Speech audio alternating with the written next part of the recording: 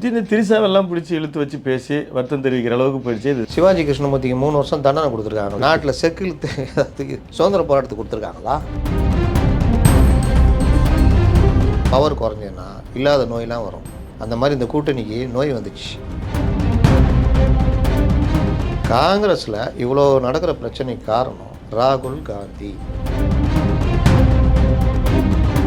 விஜய் கட்சிக்கு அந்த அனுபவம் இல்லையா, இல்லை பசை இல்லையா? மேலே ஏறி தோல் மேலே ஏறி விசில் அடிப்பானுங்க, பரவாயில்லையா? டிஎம்கே ஒன்ஸு தோத்துடுச்சுனால உள்ள சண்டை அடிதடி ஆகிடும்.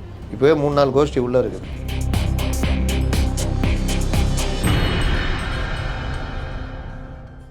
அறந்தமிழ் நேயர்களுக்கு இனிய வணக்கம். நடப்பு நிகழ்வு குறித்து பேசுவதற்கு மூத்த பத்திரிகையாளர் திரு முத்தலீப் அவர்கள் இணைந்திருக்கார். சார் வணக்கம். வணக்கம்.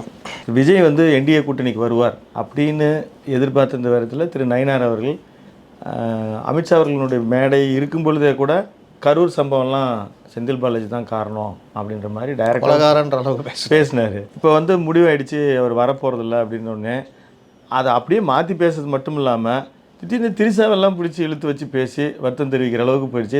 இது நம்ம கரெக்டாக பதில் சொல்லணும்னா செல்வ பெருந்தகை சொன்ன அந்த இதில் இருந்தால் நம்ம சொல்லணும்.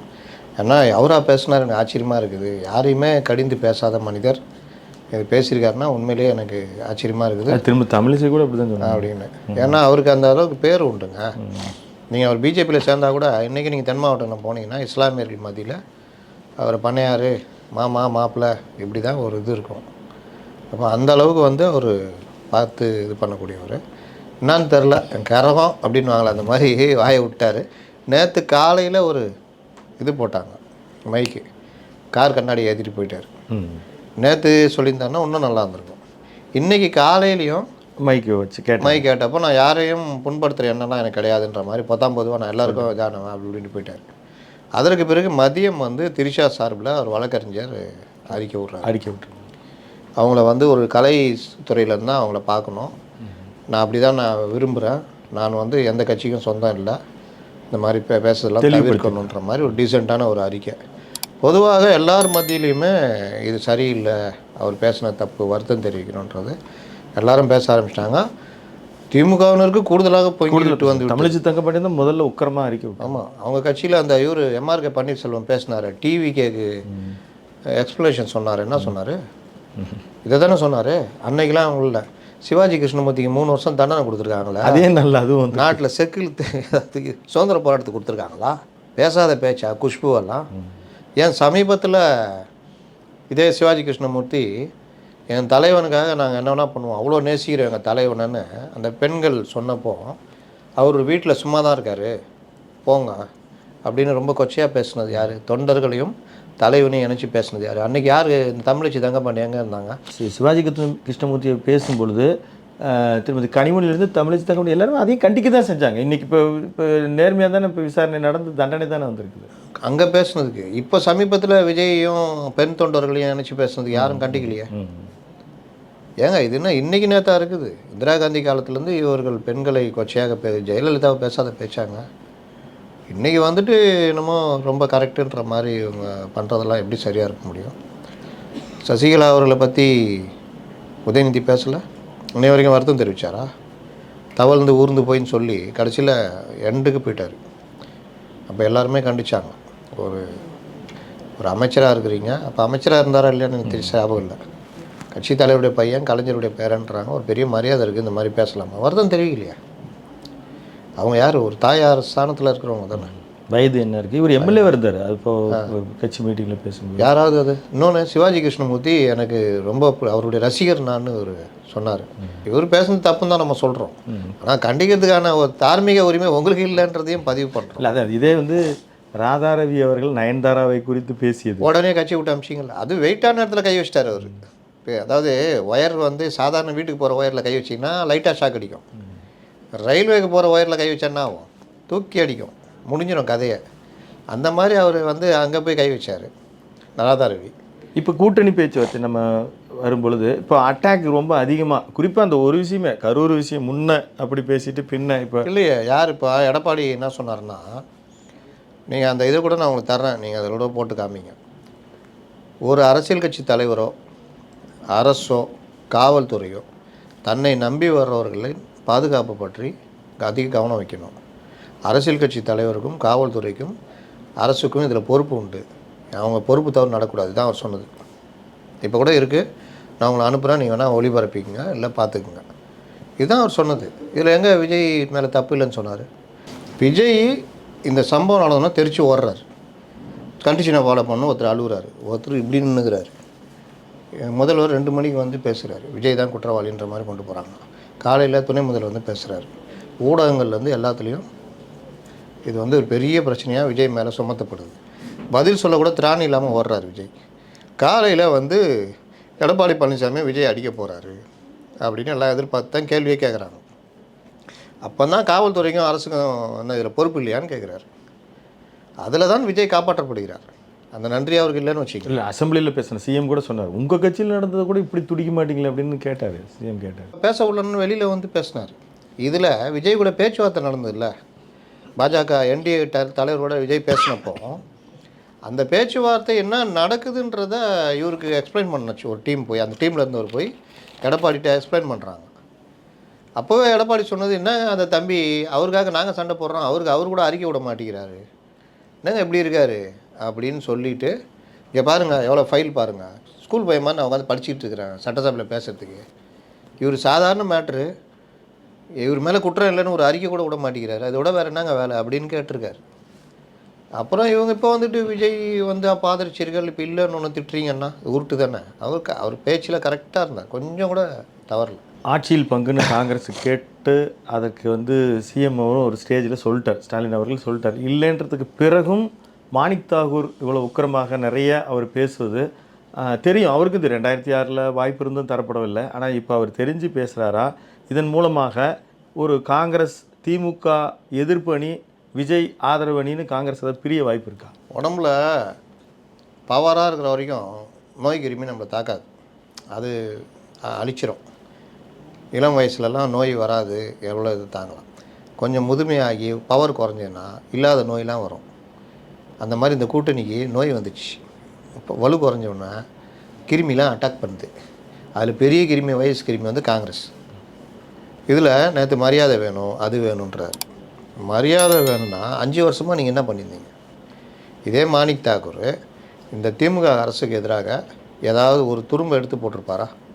வீட்டோட மாப்பிள்ளை இருக்கிற மாதிரி தானே இருந்தாங்க. இவங்க முட்டு வேற கொடுத்தாங்க. கள்ளச்சாராய சாவில் காங்கிரஸோடைய நிலைப்பாடு என்ன? கனிமூல கொலையில் காங்கிரஸோடைய நிலைப்பாடு என்ன? மணல் திருட்டில் காங்கிரஸோடைய நிலைப்பாடு என்ன முட்டு கொடுத்தீங்க? செந்தில் பாலாஜி கைதில் காங்கிரஸோடைய நிலைப்பாடு என்னங்க? ஈடியை வைத்து அடக்குகிறார்கள் தானே. ராஜாவை மிஞ்சிய ராஜ விசுவாசம் செயல்பட்டு இன்றைக்கி இன்னுமா பெருசாக எங்களுக்கு மரியாதை வேணும். அதான் நேற்று போட்டு விட்டேன். இந்த வடிவேலு மரியாதை மரியாதைன்னு அது பார்த்தோன்னே தோணுச்சு, அக்கா நல்லா கேட்குறப்பா மரியாதை அப்படின்னு. அப்போ இப்போ வந்துட்டு பண்ணுறாங்கன்னா உங்கள் கேள்வி தான் அதற்கு பதில்.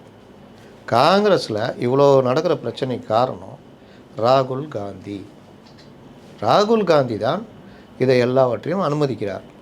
கார்கேவோ இவர்களோ இங்கே இருக்கிற செல்வ பெருந்தகையோ ஒரு சுமூகமாக போகணும்னு நினச்சா கூட ராகுல் காந்தி, பிரவீன் சக்கரவர்த்தி, இந்த டீமு, கேசி வேணுகோபால், இந்த டீமு காங்கிரஸை திமுகவை அடிக்கணும். இதை வச்சு கிரீஷோடுங்கிறது தான் அதில் உறுதியாக இருக்கிறாரு. அதாவது இல்லை, அதனால் வேணுகோபால் தான் வேணும் அப்படின்னு இங்கே திமுக தரப்புக்கு. அதனால தான் இவ்வளோ நாள் அதாவது குழுக்கள் அமைத்தும் பேச்சுவார்த்தை நடைபெறும். இந்த இதுக்கு எதிரானவரே வேணுகோபாலுங்க.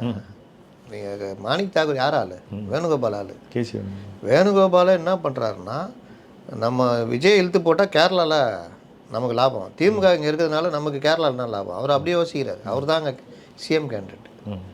பாண்டிச்சேரியில் விஜய் இழுத்து போட்டால் யார் தேவை?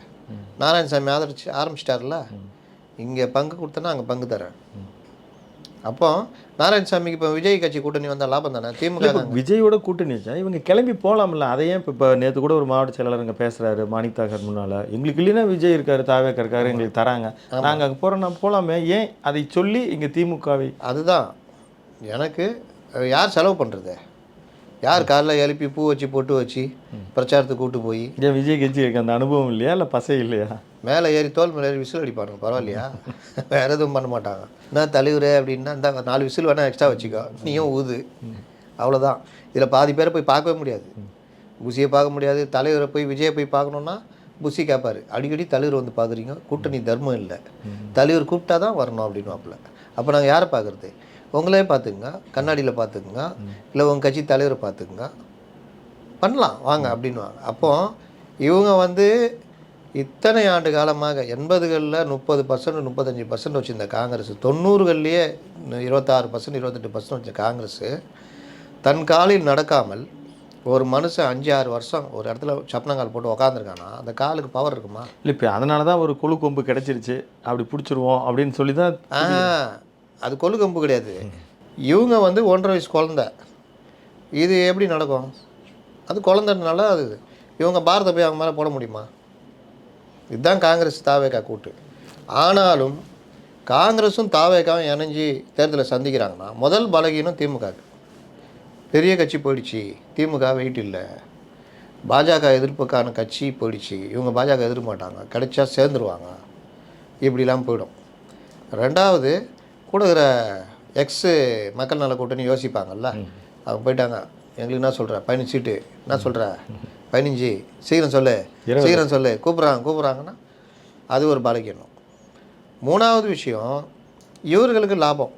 இன்றைக்கி ஜெயிக்கலைன்னா கூட இல்லை ஒரு 10 சீட்டு 50 சீட்டு 2 பேரும் சேர்ந்து ஏதோ ஒரு வகையில் ஒரு 10 சீட்டு 20 சீட்டு ஜெயிச்சிட்டாலும் அடுத்து உள்ளாட்சி தேர்தல் இந்த மாதிரி வரும்போது பெரிய அளவில் ஒருவேளை தாவேகா உயிரோடு இருந்தால் பெரிய அளவில் அவர் உறுதியாக நின்று கட்சியை நான் நடத்த போகிறேன்பா அப்படின்னு பண்ணால் உள்ளாட்சிகளில் நல்லா இடம் பிடிக்கலாம். அடுத்து பார்லிமெண்ட் எலெக்ஷன் வருது, சரி 2020, அது வரைக்கும் இந்த தாவேகா தவழ்ந்து போனால் 2029. ஆமாம். அப்போ எப்படி வந்துடும்? காங்கிரஸாக பாஜகவான்னு வந்துடும்.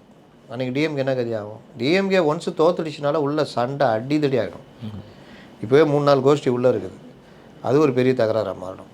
அதுக்கு பிறகு 2031 வச்சுக்கிங்க, ஒரு வேளை அது வரைக்கும் விஜய் இழுத்து பிடிச்சி விஜய்க்கு அரசியல் ஞானம் வந்து புஷி ஆனந்தும் சிறப்பாக செயல்பட்டு அந்த கட்சியும் பயங்கரமாக செயல்பட்டுச்சுன்னா உங்களுக்கு லாபம் தானே. கூட்டணி ஆட்சின்னு போய் நிற்கலாம்ல, காங்கிரஸும் தாவேகாவும். ஏடிஎம்கே வெர்சஸ் தாவேகான்றோம் இவங்க.